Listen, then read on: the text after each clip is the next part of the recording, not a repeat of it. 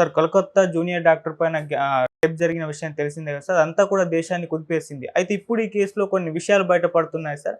ఆ అమ్మాయి పైన జరిగింది ఒకరు కాదు, గ్యాంగ్ రేప్ చేశారని చెప్పేసి ఒక వార్త వైరల్ అవుతుంది సార్. నిజంగా గ్యాంగ్ రేప్ జరిగినట్టు నిర్ధారణ అయిందా? మరి ఇప్పుడు ఈ ఇన్సిడెంట్‌లో సీబీఐ వాళ్ళు కూడా ఎంటర్ అయ్యారు కదా! సీబీఐ ఎంటర్ అయిన తర్వాత ఎటువంటి పరిణామాలు చోటు చేసుకున్నాయి?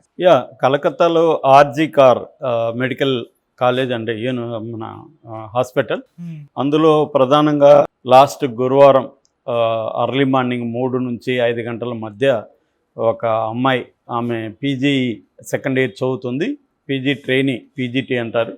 ఆమె మీద అత్యాచారం, హత్య ఈ 2 జరిగాయి. దాని నుంచి అప్పటి నుంచి పెద్ద ఎత్తున దేశవ్యాప్త ఆందోళన జరుగుతున్నాయి. ఈ సందర్భంగా పోలీసులు సంజయ్ రాయ్ అనే ఒక సివిల్ వాలంటీర్ అంటారు, అలాంటి సివిల్ వాలంటీర్ వ్యవస్థ అనేది బెంగాల్లో ఉంది అన్నమాట. సివిల్ వాలంటీర్స్ ఏం చేస్తారంటే వీళ్ళు ఒక నిర్మాణం ఉంటుంది, వాళ్ళ వాలంటీర్గా ఉంటారు, వాళ్ళు వెళ్ళి పోలీసులకి హెల్ప్ చేస్తుంటారు. అటువంటి సిస్టమ్ ఉంది. ఈ సంజయ్ రాయ్ కూడా సివిల్ వాలంటీరు. ఇతను ఆ అమ్మాయిని అత్యాచారం చేసి చంపేశాడని పోలీసులు అరెస్ట్ చేశారు.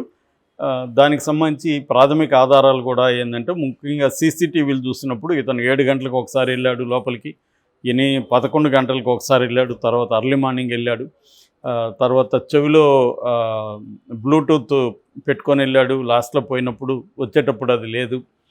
సో అది క్రైమ్ సీన్లో దొరికింది వాళ్ళకి.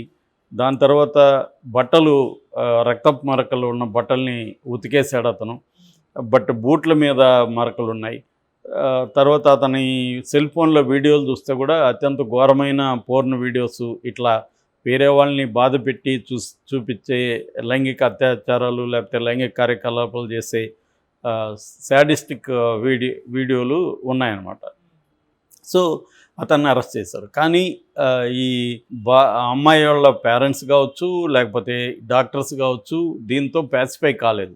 వాళ్ళు సిబిఐ ఎంక్వైరీ అడుగుతున్నారు, తమకు ప్రొటెక్షన్ అడుగుతున్నారు, మిగతా వాళ్ళని అరెస్టులు చేయమని కూడా అడుగుతున్నారు. ఈ క్రమంలో హైకోర్టుకి వీళ్ళు వెళ్ళారు పేరెంట్స్. హైకోర్టు ఇమీడియట్గా సిబిఐకి ఆదేశించింది. సిబిఐ మొన్న సండే నుంచి సిబిఐ ఇన్ఛార్జ్ తీసుకుంది. అప్పటి నుంచి ఏమేమి జరిగిందనేది మనం కానీ చూస్తే, ఒకటి ఈ అక్యూజ్డ్ సంజయ్ రాయ్ని మళ్ళీ సిబిఐ డీటెయిల్గా పరిశీలిస్తుంది.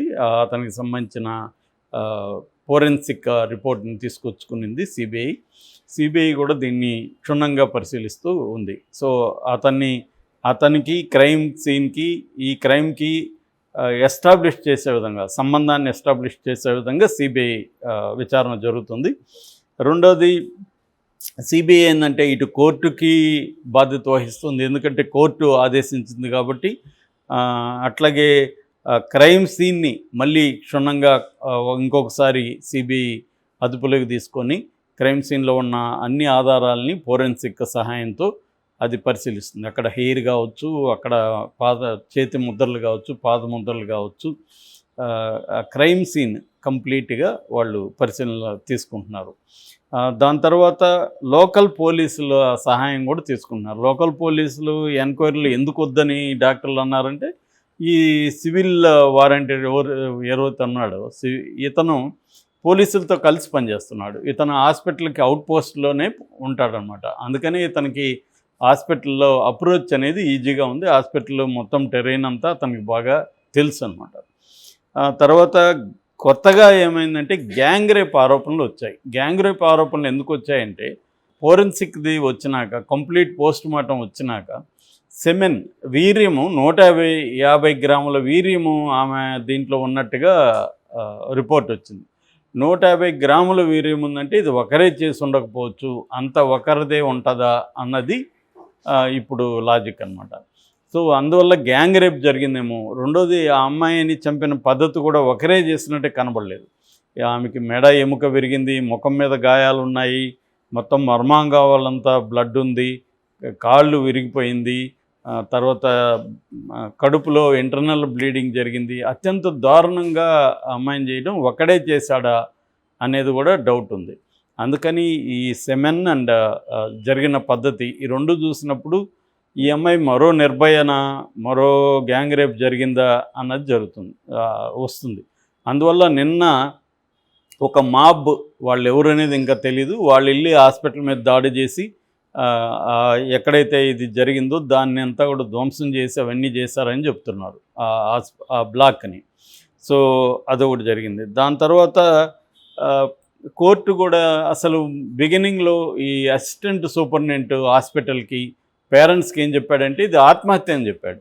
అలా ఎందుకు చెప్పాల్సి వచ్చిందనేది కోర్టు అడుగుంది. దానికి సంబంధించి అతని మీద చర్య తీసుకునే అవకాశం ఉంది. అట్లాగే సందీప్ ఘోష్ అని ప్రిన్సిపాల్, తను విక్టిమ్ బ్లేమింగ్ అంటారు. విక్టిమ్ బ్లేమింగ్ అంటే విక్టిమ్ని నెగిటివ్గా మాట్లాడే విధంగా ఆయన కామెంట్స్ చేశాడని విపరీతంగా వైరల్ అయింది. దాంతో ఆయన నా కూతురు లాంటిది నేను ఎందుకు చేస్తాను, అది కొంతమంది విద్యార్థులు నాకు వ్యతిరేకంగా చేస్తున్నారని ఇచ్చాడు. అయినా కోర్టు సాటిస్ఫై కాలేదు.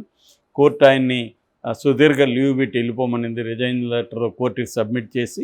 సో అదొక పరిణామం జరిగింది. తర్వాత డాక్టర్లు ఏంటంటే ఈ ఇష్యూ బేస్ చేసుకొని చట్టాలు మాకు అనుకూలంగా లేవు అని చెప్తున్నాయి. ఓన్లీ 13 రాష్ట్రాల్లో మాత్రమే డాక్టర్ల మీద దాడులు జరిగితే ప్రత్యేక చట్టంలో చర్య తీసుకునే ప్రొవిజన్స్ ఉన్నాయి తప్ప మిగతా రాష్ట్రాల్లో లేదు. అందుకని నేషనల్ లెవెల్లో ఒక ప్రత్యేక చట్టాన్ని తీసుకురావాలని కూడా డాక్టర్లు డిమాండ్ చేస్తున్నారు. ముఖ్యంగా నిన్న వాళ్ళ నేషనల్ ఫెడరేషన్ డాక్టర్లది ఫోర్డా అంటారు, అట్లాగే ఎయిమ్స్ సంబంధించిన డాక్టర్ల బృందం, వీళ్ళందరూ కూడా దీన్ని చాలా సివియర్గా తీసుకున్నారు. ఎందుకంటే ఇంత దారుణంగా ఒక డ్యూటీలో ఉన్న ట్రైనీ డాక్టర్ని చేసినప్పుడు డాక్టర్లకి ఒక సెక్యూరిటీ ఎట్లా ఉంటుంది, చట్టాలు టఫ్గా ఉండాలి కదా అనేది వాళ్ళ డిమాండ్స్.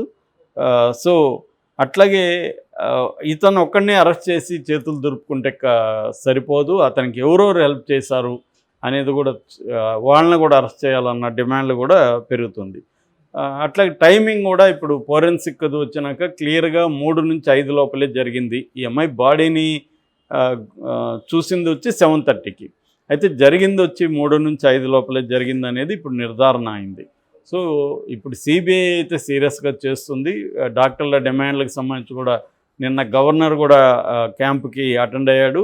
ఆయన సివి ఆనంద్ బోస్ ఆయన అటెండ్ అయ్యాడు. ఆయన నేను మీతోనే ఉంటాను, మనం అందరం కలిసి ఈ సమస్యను పరిష్కరిద్దాం అని ఆయన హామీ ఇచ్చాడు. కొంతవరకు ఇది మమతా బెనర్జీ కూడా ఒక మచ్చగా మిగిలే అవకాశం ఉంది. ఆమె స్పందించింది, పేరెంట్స్ని కలిసింది, అయినప్పటికీ కూడా ఆమె బిగినింగ్లోనే సిబిఐకి ఇచ్చేస్తుంటే సరిపోయేది. ఆమె ఇవ్వలేదు, కొద్దిగా డెడ్ లైన్ పెట్టింది వీళ్ళు సాల్వ్ చేస్తారని. ఇప్పుడు వీళ్ళు కూడా సాల్వ్ చేసే పరిస్థితి ఉండొచ్చేమో, కానీ ఇటువంటి జరిగినప్పుడు పోలీసుల మీద నమ్మకాలు చాలామందికి ఉండవు. అందుకని సిబిఐ మీద చేస్తారు. సిబిఐ ట్రాక్ రికార్డ్ చూసినా సిబిఐ కూడా డ్రాగ్ ఆన్ చేయడం అనేది కనబడుతుంది. ఎందుకంటే వాళ్ళకున్న స్టాఫ్, వాళ్ళకున్న కేసులు ఇవన్నీ చూసినప్పుడు మనకి ఇన్వెస్టిగేటివ్ ఏజెన్సీలు కావచ్చు, న్యాయ వ్యవస్థ కావచ్చు, మన దేశ జనాభాకి సరిపోయేంత అక్కడ సిబ్బంది ఉండరు. అందువల్ల ప్రయారిటీస్ని బట్టి మారిపోతుంది. ఇక్కడ కూడా ఏంటంటే ఇలాంటి జరిగినప్పుడు దేశవ్యాప్త ఆందోళనలు ఇవన్నీ జరుగుతాయి. కొద్ది రోజుల తర్వాత ఫాలోఅప్ ఎవరు చేయరు. ఏ ఆర్గనైజేషన్ కూడా వీళ్ళు ఏం చేస్తున్నారు, కేసులు ఏం జరుగుతుంది అనేది ఫాలోఅప్ చేయడం, దాన్ని పట్టించుకోరు. ఫైనల్గా పేరెంట్స్, కొంతమంది దగ్గర మిత్రులు వాళ్ళు మాత్రమే మిగిలిపోతారు. ఇలాంటి కేసులు మనం అనేకం చెప్పుకుంటున్నాం.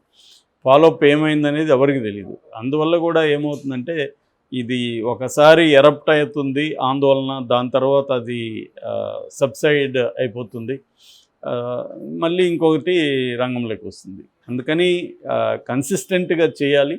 సిబిఐ కోర్టు అయితే హైకోర్టు తీసుకునింది కాబట్టి సిబిఐ కూడా కన్సిస్టెంట్గా దీన్ని త్వరగా ముగించే అవకాశం ఉంది. ఎందుకంటే ఇది నిజానికి అంత కాంప్లెక్స్ వ్యవహారం కూడా ఏం కనబడలేదు. ఇప్పటివరకు చూస్తే మాత్రం సిబిఐ కూడా గ్యాంగ్ రేపు జరిగి ఉండొచ్చు అని సిబిఐ కూడా ఏం చెప్పట్లేదు. ఇది ఓన్లీ ఆరోపణలు, ఆ సెమెన్ బట్టి వాళ్ళు మాట్లాడడం తప్ప గ్యాంగ్ రేప్ స్కోప్ ఏం లేదంటున్నారు ఇతను. ఎందుకంటే సీసీటీవీలో వేరే వ్యక్తులు పోయినట్టుగా అక్కడ కనబడలేదు. ఒకవేళ ఏమన్నా పోలీసులు కూడా దీంట్లో ఇన్వాల్వ్ అయ్యి పోలీసులు ఏమన్నా సేవ్ చేస్తే చెప్పలేం, కానీ అదర్వైజ్ జరగదు. రెండోది ఇది పొలిటికల్గా కూడా బీజేపీ వర్సెస్ మమతా లాగా కూడా టర్న్ అయిపోయింది. ఎందుకంటే బీజేపీకి మమతాకు పడదు కాబట్టి బెంగాల్లో ఏం జరిగినా దాన్ని పెద్ద ఎత్తున బీజేపీ ఉపయోగించుకుంటుంది. అక్కడ గవర్నర్కి మమతాకు కూడా పడదు. అటువంటి ఒక సిచ్యువేషన్ కూడా అక్కడ ఉంది కాబట్టి దీన్ని పొలిటికల్గా కూడా బీజేపీ మమతా యాంటీకి ఉపయోగించుకునే అవకాశం ఉంది. ఏదేమైనా హైకోర్టు ఇన్వాల్వ్ అయింది కాబట్టి ఒక రకంగా ఆ మేరకు మమతాకు కూడా సేఫ్ అని చెప్పొచ్చు. ఎందుకంటే హైకోర్టు ఆధ్వర్యంలో సిబిఐ జరిగినప్పుడు ఆమె మీద ఇంకా నింద వేయడానికి ఏముండదు. సో ఇప్పుడు సిబిఐ చేతిలో ఉంది. దీన్ని ఎంత త్వరగా చేయగలుగుతుంది అనేది. మమతా బెనర్జీ ఏం చేయబోతుందంటే ఆమె ఫాస్ట్ ట్రాక్ కోర్టు పెట్టి దీన్ని త్వరగా ముగించి కార్యక్రమం ఆమె చేసే అవకాశం ఉంది.